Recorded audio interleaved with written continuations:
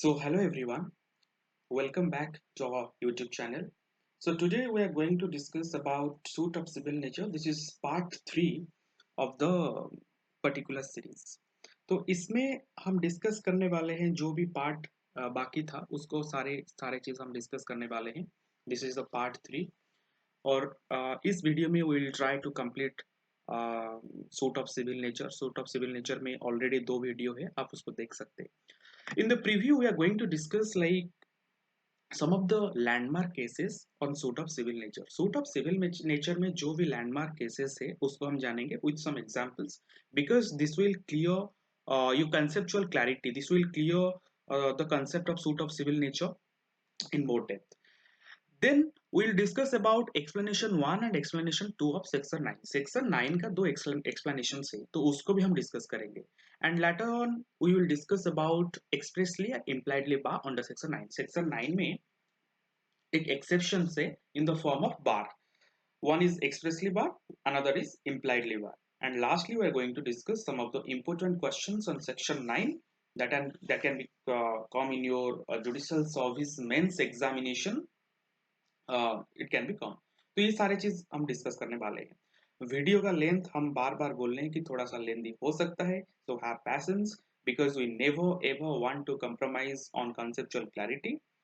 So let's enjoy the video.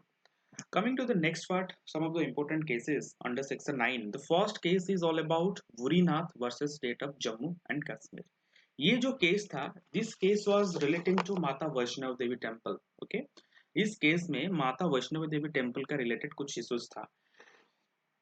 Issues ये था कि पहले ऐसा था कि the chief priest of Mata Vaishnav Devi temple who is considered to be the chief priest एक फैमिली था. तो it was there hereditary right कि एक के बाद एक वो चीफ प्रीस्ट बनेंगे. But when the shrine board came to picture and when the shrine board was given the power to appoint the chief priest, then इनको लगा कि हमारा राइट वायलेशन हुआ है, हमारा लीगल राइट का वायलेशन हो गया है. कौन सा राइट? हेरिडिटरी राइट था जो कि एक के बाद एक फैमिली के मेंबर में वो पूजा करते थे एज अ चीफ प्रीस्ट, तो उसका लीगल राइट का वायलेशन था. And the second thing was this is the violation of a legal right, so there was a legal questions and there was also a religious questions. इस case में दो questions था, एक legal questions था, एक religious questions था. The legal questions was whether there is a violation of hereditary right. Okay, and can the right was taken away from the family. जिस family को ये पावर मिला था पूजा करने के लिए, उनसे हम राइट को ले सकते हैं क्या? This is the first primary question you have to understand. The second question was religious question and it was whether Maa Durga has blessings on this particular family, कि माँ दुर्गा का कुछ ब्लेसिंग्स है क्या इस फैमिली के ऊपर. तो दो क्वेश्चंस इसमें थे. So here the questions to you is whether it is considered to be a suit of civil nature और not. On the face of it you may say no this is not a suit of civil nature because इसमें religious issues involve है. But as you have already discussed, first you have to see whether there is an involvement of legal right or not. If there is the involvement of a legal right and at the same time some of the social issues or legal issues, social or religious issues are there, then it will be considered to be a suit of civil nature and not a pure civil suit. यहाँ पर दो चीज में बोल दिया. First, legal right का violation है कि नहीं है? हाँ, लीगल राइट का वायलेशन है. उसके साथ साथ एक रिलीजियस इश्यूज भी है, तो this will be considered to be a suit of civil nature. And the second वाला केस जो है the young Indian young lawyers association versus state of Kerala. This is also very important case in the context of suit of civil nature. Suit of civil nature में ये भी important case है. Why this is so? Because this case was relating to your Sabarimala. Okay, तो उस time ये वाला case बहुत ही landmark था, अभी भी है. तो इसमें on the face of it आप जब देखते हो सबरीमाला केस को, आपको क्या लगेगा? ये तो भाई रिलीजियस केस है. Even if you are in your second year और third year of your law school, आपको लगेगा ये तो रिलीजियस मैटर लग रहा है on the face of it. और सेक्शन 9 तो बोलता है कि purely religious matter can't be considered to be a suit of civil nature, then how come this particular case is considered to be a suit of civil nature? इस case को हम suit of civil nature कैसे मानेंगे? क्योंकि section as per section 9 religious matter should not be entertained in the civil court. Okay, purely religious matter, purely political matter, purely social matter, this sort of matter should not be entertained by a civil court. ये सारे matter जो कि purely political religious और purely political religious और social issue के related है, तो civil court इसको एंटरटेन नहीं करना चाहिए। तो कैसे हुआ? तो इसको थोड़ा सा एनालाइज करेंगे तो ही पता चलेगा। So I am just giving you some of the conceptual clarity on this particular case. In this case, what happens, the women who are between the age group of 10 to 40, okay, 10 से 40 साल तक जो भी महिलाएं थे, they are not allowed to enter into the temple during their menstrual period or menstrual cycle. तो उनको allow नहीं किया जाता था। What is the reason behind it? Because there was a reason that lord Ayyappa was a नास्तिक ब्रह्मचारी and he will get polluted. ये था उनका रीजन। सो हियर हम बहुत सारे चीजों को देखिए। What is the religious issue that was involve in the case? There was a religious issue which is lord Ayyappa would get polluted. ये था religious issue. Similarly some social issues were also involve. Social issues क्या था कि the woman should not be allowed to the temple during their menstrual period, menstrual cycle। जब भी menstrual cycle होता है तो उसी टाइम वुमन को अलाउ नहीं किया जाएगा। Eight the same time the main thing you have to understand here that there is a lot of legal right that has been violated। जैसे आर्टिकल 14 हो गया, on the basis of equality there is a violation। Article 21 हो गया, article 19(1)(a) हो गया। तो ये सारे fundamental rights, this legal rights का वायलेशन था। so ये लीगल इश्यूज भी इसमें इन्वॉल्व था। तो इन टोटल हम देखेंगे, then we will find legal rights का वायलेशन है, रिलीजियस इश्यूज भी इस पे इन्वॉल्व है, सोशल इश्यूज भी इन्वॉल्व है। This is the best example to understand the suit of civil nature. Because I can tell you, when I was in my law school, then मेरे को लग रहा था कि भाई ये सबरीमाला केसेस तो रिलीजियस मैटर है, केसेस कोर्ट एंटरटेन करना है, इसीलिए कर रहा है क्योंकि मेन इशू रिलेटेड है लीगल राइट का वायलेशन के साथ। ओके, उसके साथ साथ सोशल और रिलीजियस इश्यूज है। So this is the reason why this is consider to be a suit of civil nature. And the last case which is also landmark and which is going to clear your doubt, that is Lata Singh versus state of UP। Lata Singh versus state of UP में ये हुआ था, this is something relating to intercaste marriage। So you have a right to choose your partner, this is the basic you must understand, you have a right to choose your partner। आपके पास right है आपका partner को choose करने के लिए। and this right you can entertain under article 19(1)(a) और article 21। Article 21 और 19(1)(a) of the constitution के साथ साथ कॉन्स्टिट्यूशन के ये दोनों आर्टिकल से आप ये एंटरटेन कर सकते हो। So there was a inter religion matter, the question was whether the inter caste और inter religion matter, okay, be considered to be a suit of civil nature or not। आपको पहले तो ऐसे on the face of it you will be feel it is some social issues are involved, आपको लगेगा कि social issues involved है, then how come we say that this is a suit of civil nature? हम कैसे बोल सकते हैं suit of civil nature है? बट थोड़ा सा एनालाइज करेंगे। If someone is get restricted to choose his partner, आप किसी को मना कर रहे हो कि नहीं भाई नहीं, आप अपना पार्टनर खुद चूज नहीं कर सकते हो, then you are violating these two fundamental articles of the constitution, that is article 19(1)(a) and the same time article 21। ये दोनों आर्टिकल आप उसका वायलेट कर रहे हो, तो इससे पता चलता है there is a violation of legal right। Legal right का वायलेशन है, at the same time some social issues जैसे लाइफ पार्टनर को अपने हिसाब से चूज नहीं करने देना किसी को, this is A social issues. so it will be considered to be a suit of civil nature। so mainly तीन important और landmark case I have discussed।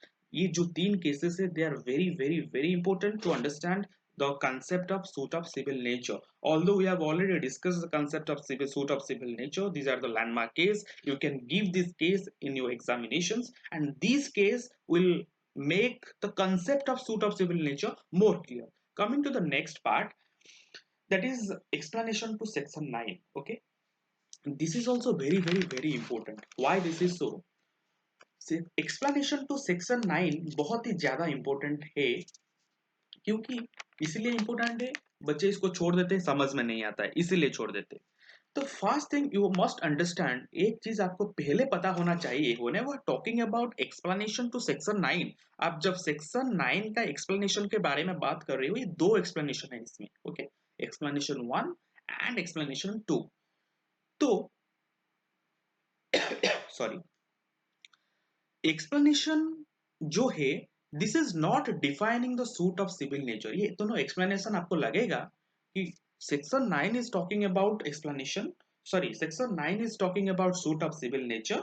So if two explanations are given under section 9, then they must be explaining what is suit of civil nature. इसका मतलब ये है, section 9 में जो explanation है, आपको लग रहा होगा कि suit of civil nature related तो है सेक्शन 9, तो ये दोनों जो एक्सप्लेनेशन है, these two explanations are explaining what is suit of civil nature. Suit of civil nature क्या है, इसको एक्सप्लेन कर रहा है। लेकिन यू आर रॉन्ग, आपको ये लग रहा है, then you are wrong, because the explanation are not defining suit of civil nature, rather they are both clarifying the suit of civil nature। यहाँ पर जो explanation दिया गया है, ये suit of civil nature को define नहीं कर रहे हैं, इसको clarify कर रहे हैं, okay, it is giving some clarity what amounts to suit of civil nature, okay। तो इसमें दो एक्सप्लेनेशन से, out of two explanation, we firstly will discuss about the explanation 1 and then explanation 2। Explanation 1 क्या बोलते हैं, तो हम डिफिनेशन को पढ़ेंगे। यहाँ पर व्हाटसोएवर इज अंडरलाइंड और marked in red colour, these are important points you have to understand.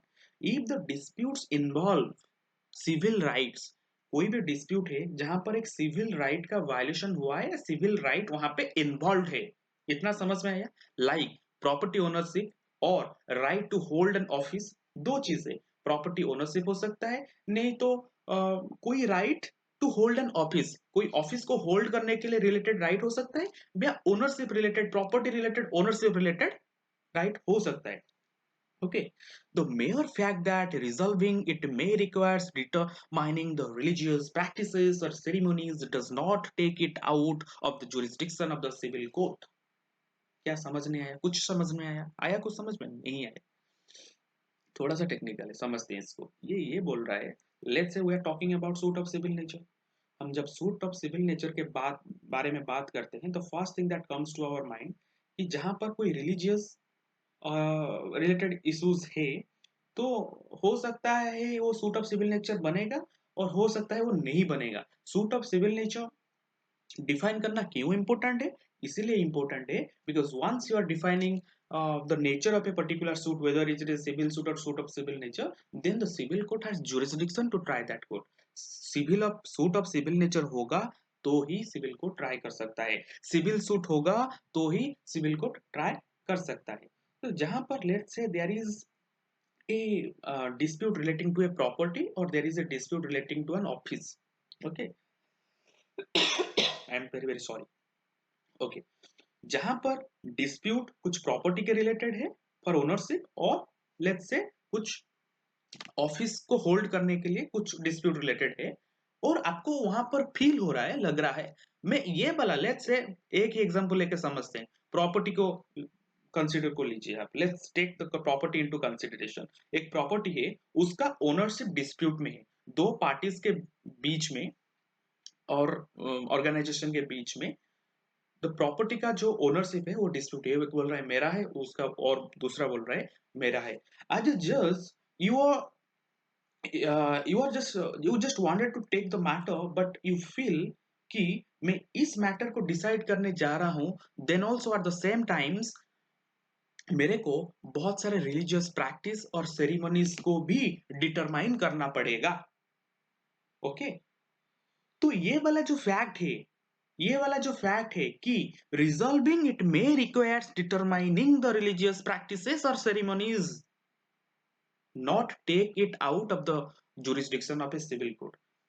आप मेन क्वेश्चंस जो प्रॉपर्टी का ओनरशिप है उसको डिसाइड करने के लिए आपको क्या करना पड़ेगा कि रिलीजियस प्रैक्टिसेस और सेरेमनीज को भी डिसाइड करना पड़ेगा। बस इस चीज के लिए हम ये नहीं बोल सकते हैं कि ये सूट ऑफ सिविल नेचर नहीं है। बस इस चीज के लिए हम ये नहीं बोल सकते हैं कि ये सूट ऑफ सिविल नेचर नहीं है, बिकॉज वहां वहां पर सिविल राइट्स का इन्वॉल्व है, और वहां पर सिविल राइट का इन्वॉल्व है, उसके साथ साथ कोई रिलीजियस प्रैक्टिस को आपको डिटरमाइन करना पड़ रहा है, कोई रिलीजियस इश्यूज को आप डिटरमाइन करना पड़ रहा है, तो ये suit of civil nature consider किया जाएगा। तो मैं जो भी अभी तक जो भी एक्सप्लेन किया हूं सूट ऑफ सिविल नेचर क्या है, आप वो समझ गए हैं, then you are ready to go, and then you must understand the explanation one. Explanation one में ऐसा कुछ है नहीं कि जो समझ में नहीं आए। Explanation one is very easy. बस ये बोलता है एक्सप्लेनेशन वन कि आप whenever there is a involvement of civil legal right, okay, and if the matter is related to property or right to hold an office, जैसे religious office, उसमें कुछ आपको डिटरमाइन करना पड़ेगा, ये पर्टिकुलर बंदा वहां पर काम कर रहा है, रह रहा है, he is eligible for this post और नॉट, ऐसे कुछ मैटर आ गया, प्रॉपर्टी हो या रिलीजियस ऑफिस का कुछ रिलेटेड मैटर हो, और वहां से on the face of it आपको लग रहा है कि मैं सिविल राइट रिलेटेड मैटर को तो डिसाइड करूंगा, एट द सेम टाइम मेरे को डिसाइड करना पड़ेगा कोई रिलीजियस प्रैक्टिस और सेरेमनीज, उसको भी डिटरमाइन करना पड़ेगा। बट सो इस चीज के लिए आप नहीं बोल सकते हो कि ये सूट ऑफ सिविल नेचर है, बस इस चीज के लिए कि रिलीजियस प्रैक्टिस और सेरेमनीज को डिफाइन करना पड़ेगा, इस चीज के लिए आप नहीं बोल सकते हो कि ये सूट ऑफ सिविल नेचर नहीं माना जाएगा ना, इसको सूट ऑफ सिविल नेचर माना जाएगा। आपको जहां पर रिलीजियस प्रैक्टिस और सेरेमनीज को भी डिटरमाइन करना पड़ रहा है through the process of determining the civil legal rights, तो that will be considered to be suit of civil nature. Okay, the best example for explanation one can be your Ajodhya case. Ajodhya case में क्या था? The main dispute was violation of the property right. Property किसका है? वहां पर राम लल्ला का जन्म हुआ था, नहीं हुआ था, ये सारे मेन इश्यूज था जो लीगल राइट से रिलेटेड था। At the same times, there was many religious and social issues were also involved. Okay, इसके साथ साथ भी बहुत सारे रिलीजियस इश्यूज भी इसमें इन्वॉल्व था। तो this is the reason why this will be considered to be suit of civil nature, because main right क्या था? मेन राइट था, लीगल राइट किसके रिलेटेड था? प्रॉपर्टी के रिलेटेड था, उसके साथ साथ रिलीजियस इश्यूज था, so this will be considered to be suit of civil nature. Okay, I think this is the explanation one is clear. Okay, so we have already discussed about explanation one. अभी हम discuss करेंगे explanation two. Explanation one में we have discussed about mainly two important thing. One is about property ownership and second one is about right to hold an office. ये दो चीज के बारे में हम थोड़ा सा डिस्कस किए हैं। तो एक्सप्लेनेशन वन में जो दो टर्म है, one is property ownership and second one is the right to hold an office. तो एक्सप्लेनेशन टू जो है, it is further explaining about right to hold an office. Explanation two जो है, explanation one का जो second term है, right to hold an office, इसके बारे में बात कर रहा है। तो क्या बोल रहा है, देखते हैं इसको। ये बेसिकली बोल रहा है whenever you are going to decide any matter relating to an office, दो चीज के ऊपर आपको नहीं ध्यान देना है, आपको कंसिडर को नहीं लेना है। कौन सा चीज? तो first in whether a person has a office और टेकिंग रेम्यूनरेशन डजंट मैटर। एक बंदा जो ऑफिस का रिलेटेड मैटर जिसका भी इशू हुआ है, वो कोई रेम्यूनरेशन या सैलरी ड्रॉ कर रहा है या ले रहा है ऑफिस से, वो मैटर नहीं कर रहा है। दूसरा चीज ये है कि the only thing that matters that is involvement of legal right, जो लीगल राइट उसका इन्वॉल्व है वो मैटर करता है। और दूसरा चीज आपको ये देखना है कि whether that particular office is attached to a specific location like a temple.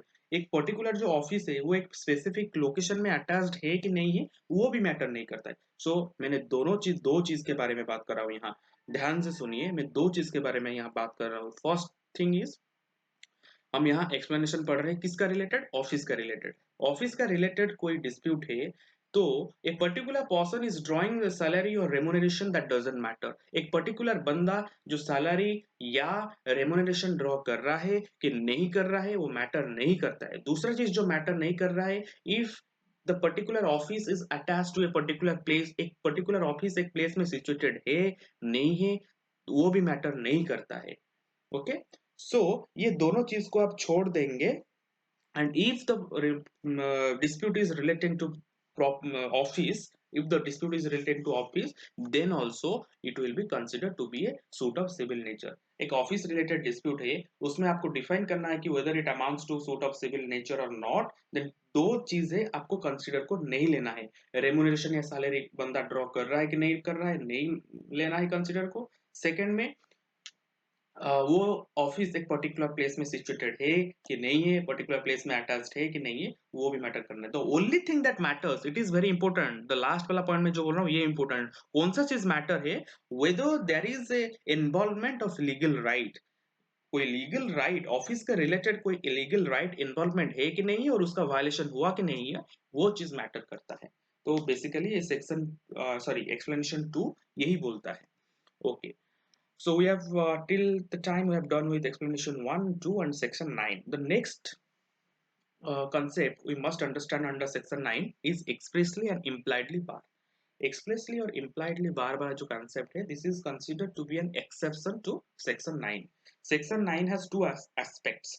One is positive aspect, one is negative aspect. In the positive aspect, we have already discussed कि section 9 का जो एंगल है बहुत ही wide है, ये बहुत wide angle दिया गया है लेजिस्लेशन के द्वारा। जैसे सिविल सूट नहीं बोला गया है, suit of civil nature word या टर्म यूज किया गया है।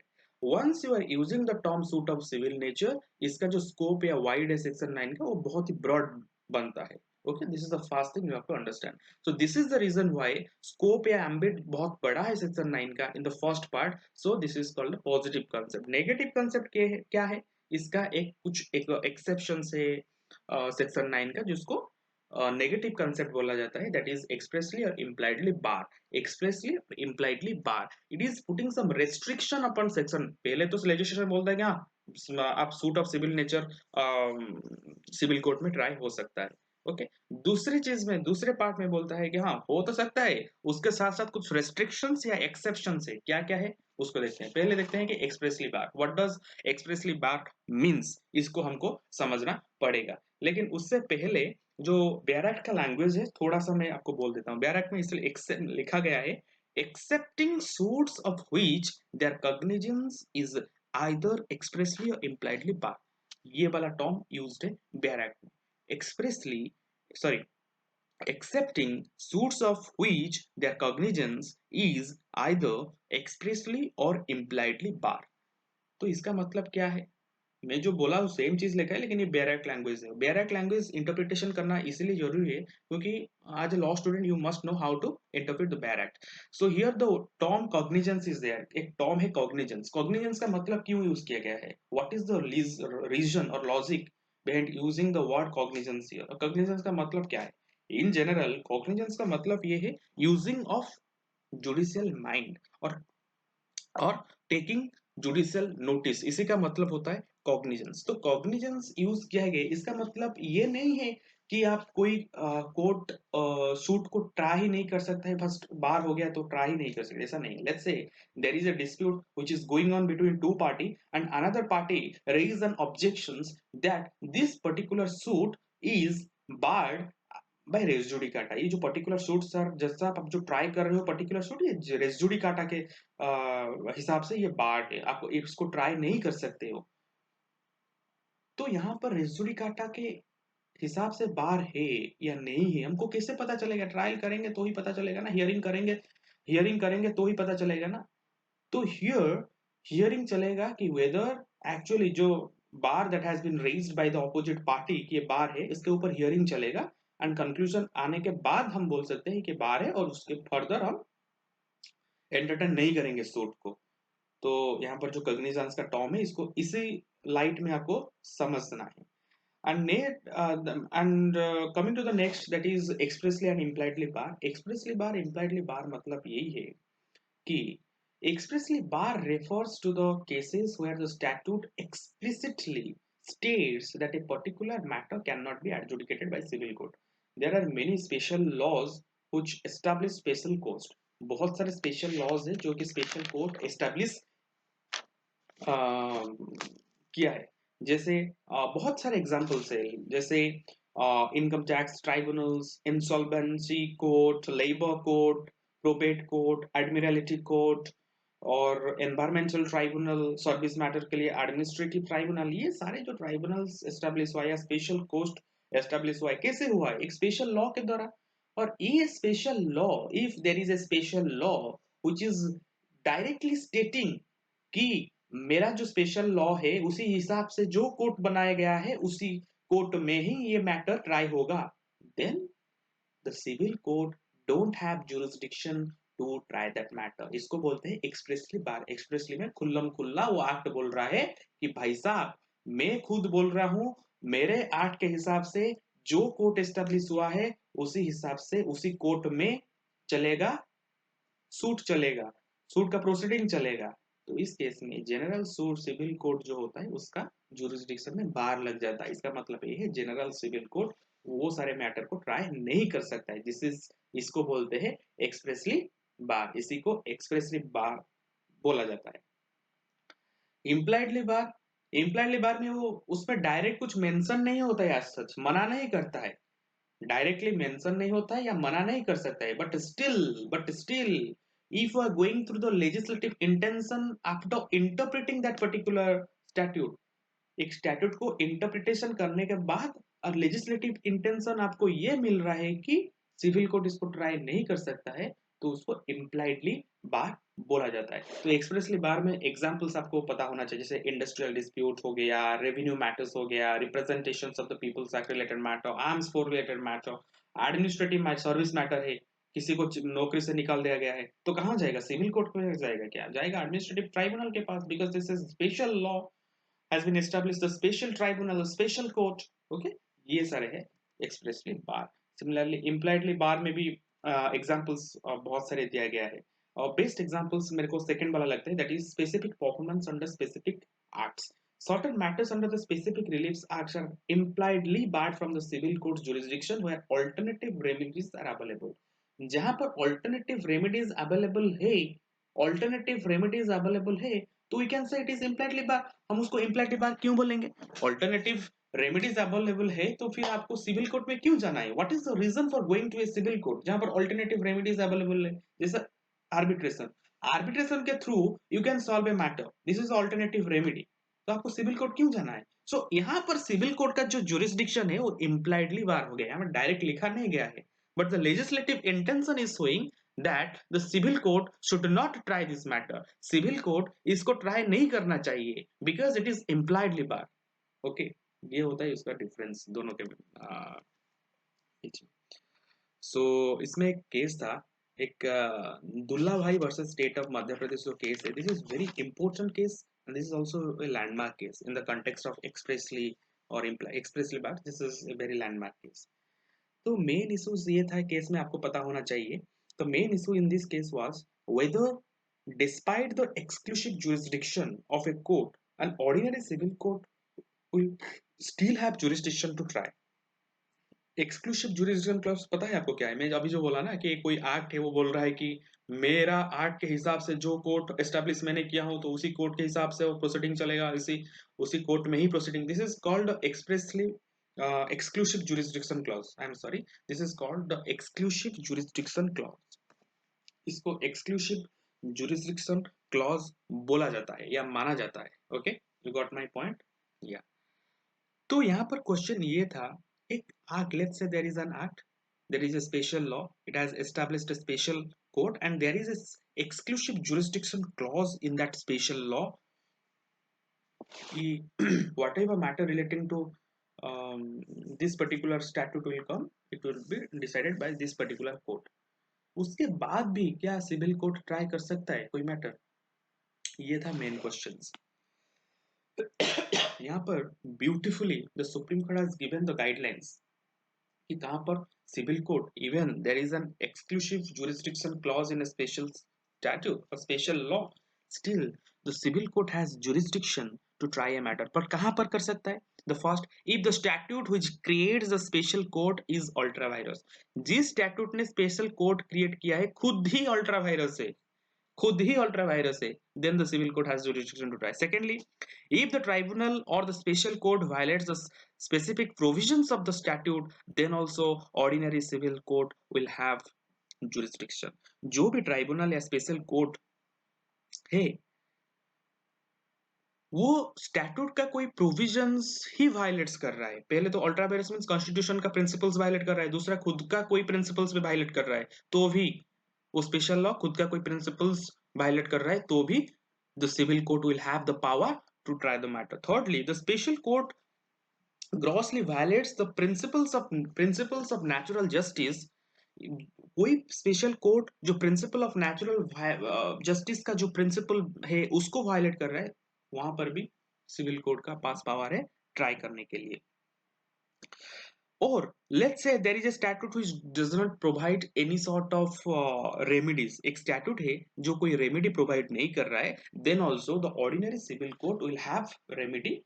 तो ordinary civil court have jurisdiction to try matter. ये सारी चीजें जहां पर ऑर्डिनरी सिविल कोर्ट ट्राई कर सकता है, even though that is a exclusive jurisdiction clause is there in the special statute. ये सारे चीज था हमारा related to आपका expressly और impliedly bar. So for a recap, I must tell you we have made 3 videos on suit of civil nature. पहले video में हम jurisdiction के बारे में बात किए हैं, तो उसमें से 3 टाइप का jurisdiction के बारे में बात किए हैं. उससे जो main jurisdiction which is relating to suit of civil nature subject matter jurisdiction के बारे में बात करने के बाद हम suit of civil nature section 9 को समझे हैं. सूट ऑफ सिविल नेचर में पॉजिटिव एस्पेक्ट, नेगेटिव एस्पेक्ट, उसका एक्सप्लेनेशन, इम्प्लाइडली और expressly barred, important landmark cases, ये सारे चीज हम डिस्कस किए हैं. आपको वीडियो अच्छा लगा तो एटलीस्ट कमेंट सेक्शन में बता दीजिए आपको वीडियो अच्छा लग रहा है, और what sort of improvement you need from our part, please kindly उसको भी मेंशन कर दीजिए. और आप चाह रहे हो कि हम इसी सीरीज में हम कंटिन्यू करें, then please support us and do mention in the comment section. जो लास्ट में इसमें ये है कि मेन क्वेश्चंस जो है ये सारे क्वेश्चंस आप नोट डाउन कर सकते हैं, और you can also take the screenshot of this questions of section 9, because ये सारे क्वेश्चंस मेंस एग्जाम में आ सकते हैं. This is the first page, this is the second page, do take the screenshot. ये सारे क्वेश्चंस हम डिस्कस कर चुके हैं, और ये सारे क्वेश्चंस को कैसे लिखना चाहिए it is up to you. Start preparing your answer writing and also solve MCQs. We will also come up with MCQ series on specific topics of CPC. लेकिन मेंस का यही क्वेश्चन है, इसी से ही क्वेश्चन, मोस्टली इसी type का ही क्वेश्चन, एक क्वेश्चन नहीं आएगा, इसी टाइप का क्वेश्चन आएगा. Okay, thank you guys, thank you so much.